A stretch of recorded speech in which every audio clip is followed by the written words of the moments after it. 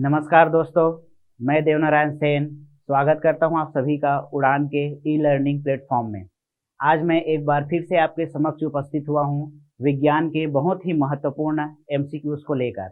हम लोग एक एक करके सभी एमसीक्यूज को सॉल्व करेंगे और देखेंगे कि हम लोग कितना एमसीक्यू सॉल्व कर पाते हैं जो बहुत ही महत्वपूर्ण है। चलिए, पहला क्वेश्चन है, निम्न में से किन तत्वों के द्वारा आतिशबाजी में रंग प्राप्त किया जाता है। यहाँ पर क्वेश्चन पूछा गया है, आतिशबाजी में रंग प्राप्त किया जाता है। आतिशबाजी मतलब जो हम लोग पटाखे जलाते हैं दीपावली के अवसर पर, और उनमें विभिन्न प्रकार के जो रंगे हमें देखने को मिलता है, ये जो रंग है वो किन तत्वों के द्वारा मिलता है। तो ऑप्शन देखिए, ऑप्शन नंबर ए में है जिंक एवं सल्फर, ऑप्शन नंबर बी में mercury potassium, option number C में strontium barium, option number D में क्रोमियम एवं निकेल। इसका सही आंसर होगा स्ट्रांसियम एवं बेरियम। स्ट्रांसियम एवं बेरियम के द्वारा आतिशबाजी में अलग अलग रंग जो है प्राप्त किया जाता है। आइए नेक्स्ट क्वेश्चन देखते हैं। ठोस कपूर से वाष्प बनने की क्रिया को क्या कहते हैं।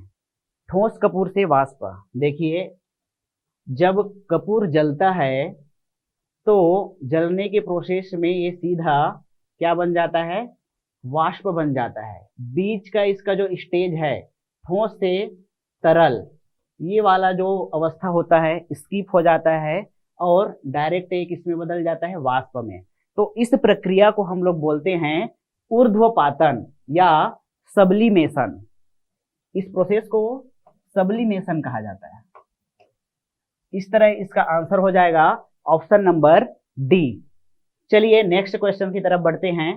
ट्राइनाइट्रोटॉलुइन है एक।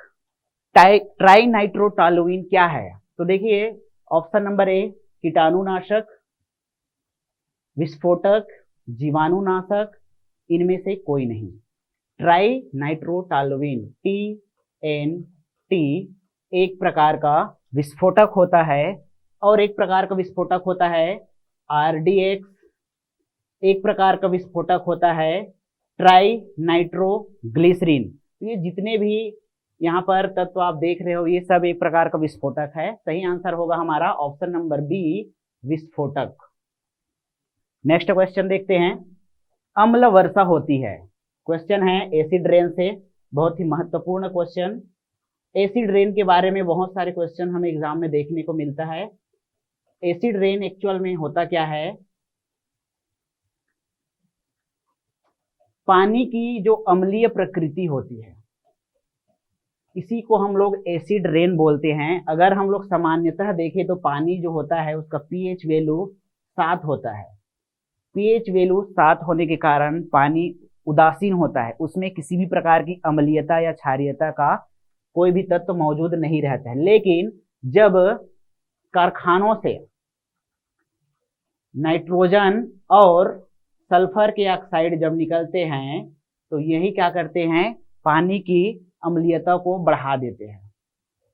तो अम्ल वर्षा के लिए जिम्मेदार अगर कोई है तो वो है कारखाना। पेट्रोल के जलने से कार्बन मोनोऑक्साइड गैस रिलीज होता है। कोयला जलता है तो इससे कार्बन और कार्बन डाइऑक्साइड निकलता है।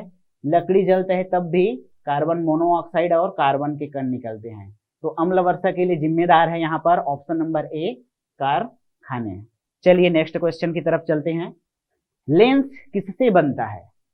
लेंस के बारे में बात हो रही है। यहाँ पर ऑप्शन में अलग अलग कांच का ऑप्शन है। देखिए ऑप्शन नंबर ए पायरेक्स कांच, ऑप्शन नंबर बी फ्लिंट कांच, ऑप्शन नंबर सी साधारण कांच, ऑप्शन नंबर डी कोबाल्ट कांच। देखिए लेंस अगर मैं बात करूं तो लेंस के साथ साथ ही दूरबीन और भी इसी प्रकार के इंस्ट्रूमेंट में यूज होने वाला जो कांच होता है उसको हम लोग बोलते हैं फ्लिंट कांच। फ्लिंट कांच का ही उपयोग कैमरा के लेंस और भी बहुत सारे इंस्ट्रूमेंट बनाने के लिए यूज किया जाता है। आइए नेक्स्ट क्वेश्चन की तरफ बढ़ते हैं। पेट्रोल की आग बुझाने का सबसे उत्तम साधन है। पेट्रोल का आग बुझाने का उत्तम साधन पूछा गया है। पेट्रोल का आग हम बुझाते हैं बालू या रेत से। बालू या जो रेत होता है सैंड, ये ऊष्मा का सबसे अच्छा अवशोषक होता है। ऊष्मा को बहुत तेजी से अवशोषित कर लेता है, इसलिए हम लोग उत्तम साधन की बात करें तो ऑप्शन में आएगा बालू या रेत। जनरली सामान्यतः आग लगने पर कार्बन डाइऑक्साइड से आग को बुझाया जाता है, क्योंकि कार्बन डाइऑक्साइड जो है आग को बुझाने के लिए जो जरूरी ऑक्सीजन है उसको रोक देता है और आग जो है बुझ जाती है। लेकिन यहाँ पर हम लोग क्वेश्चन में देख रहे हैं पेट्रोल का आग बहुत ही ज्यादा तेज होता है, वहां पर हम लोग यूज करेंगे सैंड, बालू या रेत। चलिए नेक्स्ट क्वेश्चन की तरफ। फ्यूज तार किससे बनती है? बहुत ही इंपॉर्टेंट क्वेश्चन है। फ्यूज तार जो है किससे बनता है? फ्यूज तार का एक्चुअल में काम क्या होता है? जो फ्यूज तार होता है ये किसी भी परिपथ में धारा की अतिरिक्त मात्रा या ज्यादा धारा बहने पर संपर्क को तोड़ देता है। ये जो संपर्क है उसको बीच से तोड़ देता है, गल जाता है। तो फ्यूज तार जो है जहां पर भी यूज होता है वहां पर ये परिपथ को सुरक्षित वातावरण प्रोवाइड कराता है। तो यहाँ पर ऑप्शन में देखिए, टीन और तांबे की मिश्र धातु से, नहीं, इससे नहीं बनता है। टीन और सीसा की मिश्र धातु से, ऑप्शन नंबर डी यहाँ पर करेक्ट आंसर है। चलिए आगे बढ़ते हैं। निम्नलिखित में से कौन सी ग्रीन हाउस गैस नहीं है? ग्रीन हाउस गैस के बारे में पूछा जा रहा है, कौन सा नहीं है। देखिए, क्लोरोफ्लोरो जो कार्बन होता है ये CFC एक प्रकार से ग्रीन हाउस गैस है। मीथेन जो होता है CH4 ये भी ग्रीन हाउस गैस है। कार्बन डाइऑक्साइड CO2 ये भी ग्रीन हाउस गैस है। लेकिन नाइट्रोजन जो होता है N2 ये ग्रीन हाउस गैस नहीं है, क्योंकि हमारे वातावरण में, इन्वायरमेंट में 78% नाइट्रोजन गैस मौजूद है। अगर मैं बात करूं सेकंड नंबर पे ऑक्सीजन है 21%। तो ग्रीन हाउस गैस में यहां पर ऑप्शन आएगा नाइट्रोजन ग्रीन हाउस गैस नहीं है। आगे बढ़ते हैं नेक्स्ट क्वेश्चन। बुलेट प्रूफ सामग्री बनाने के लिए निम्नलिखित में से कौन सा बहुलक प्रयुक्त होता है? बुलेट प्रूफ सामग्री एक प्रकार के कांचों का स्तर होता है। बुलेट प्रूफ सामग्री बनाने के लिए निम्नलिखित में से कौन सा बहुलक प्रयोग में लाया जाता है? तो इसका सही आंसर है पॉलीकार्बोनेट। पॉलीकार्बोनेट यूज किया जाता है बुलेट प्रूफ सामग्री बनाने के लिए। आगे देखते हैं नेक्स्ट क्वेश्चन। विद्युत बल्ब का तंतु बना होता है। विद्युत बल्ब का तंतु मतलब फिलामेंट किस चीज से बना होता है?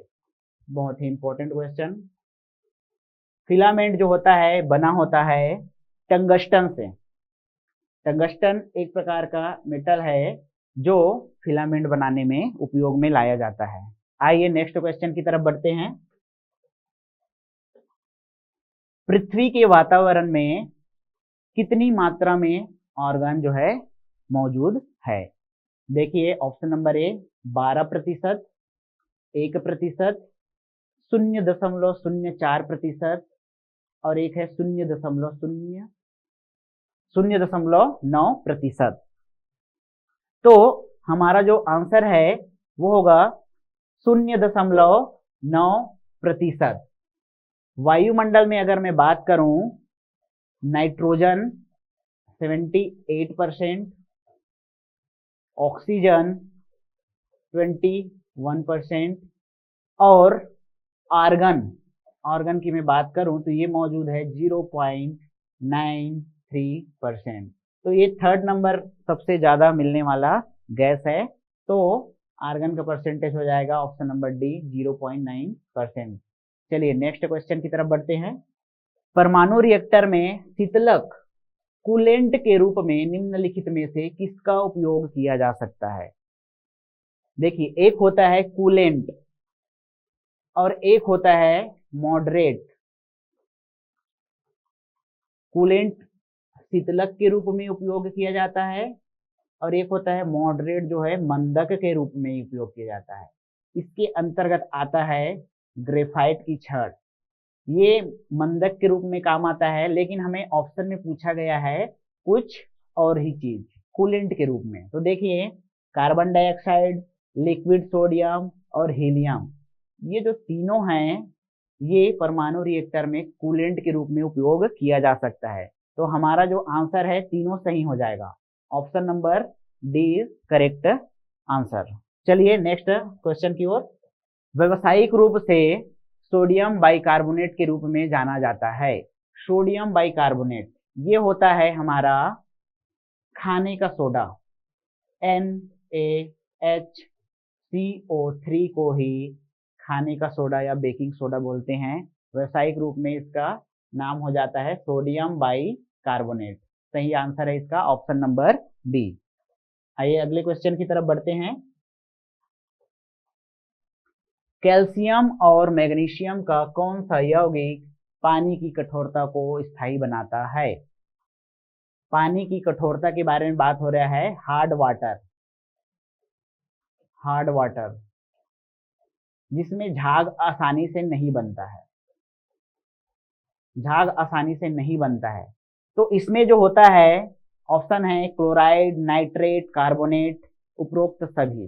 तो देखिए calcium chloride, calcium nitrate, calcium carbonate, तीनों पानी की कठोरता को स्थायी बनाता है, इसलिए इसका आंसर आएगा ऑप्शन नंबर डी, उपरोक्त सभी।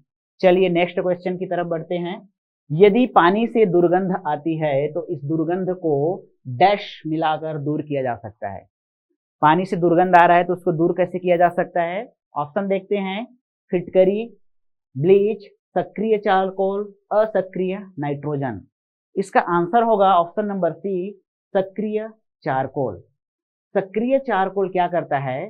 पानी में जो मौजूद दुर्गंध होता है और भी बहुत प्रकार की गंदगी होती है, इसको ये सोख लेता है, एब्जॉर्ब कर लेता है। इसी को हम लोग बोलते हैं एक्टिवेटेड कार्बन। एक्टिवेटेड कार्बन के नाम से जाना जाता है, इसलिए हमारा आंसर हो जाएगा ऑप्शन नंबर सी। तो इसी प्रकार के वीडियोस के लिए बने रहिए हमारे साथ। तब तक के लिए धन्यवाद।